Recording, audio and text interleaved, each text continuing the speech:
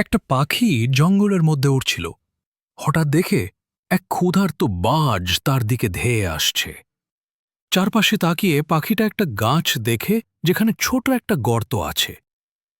এই গর্তটা পাখির জন্য যথেষ্ট বড়, কিন্তু বাজের পক্ষে ঢোকা সম্ভব না। পাখিটা গর্তের দিকে ছুটে যায় আর পিছন থেকে বাজ তীব্র গতিতে তার পেছনে ধেয়ে আসে।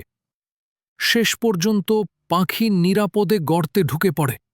বাইরে তাকিয়ে দেখে বাজ এখনও চারপাশে ঘুরছে, পাখির বের হওয়ার অপেক্ষায়।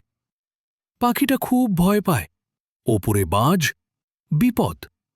নিচে তাকিয়ে দেখে একটা সাপ উঠছে, সোজা তার দিকেই আসছে।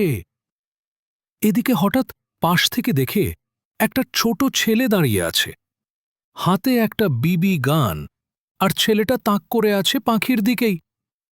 এখন পাখির চার দিক থেকে বিপদ, না জানে কি করবে। অবশেষে পাখিটা আল্লাহ সুবহানাহু ওয়া তাআলার দিকে ফিরেছে, বলে, হে আল্লাহ, আমাকে বাঁচান। আল্লাহ তার কুদরত দিয়ে তার সৃষ্টির মধ্যে থেকে একটাকে পাঠান, একটা মৌমাছি। মৌমাছিটা গিয়ে ছেলেটিকে হুল ফোটায়। ছেলেটা ব্যথায় গুলি ছুঁড়ে ফেলে, কিন্তু লক্ষ্যভ্রষ্ট হয়। গুলি পাখির বদলে বাজকে লাগে। বাজ নিচে পড়ে যায় আর সাপের সাথে মারামারি লেগে যায়।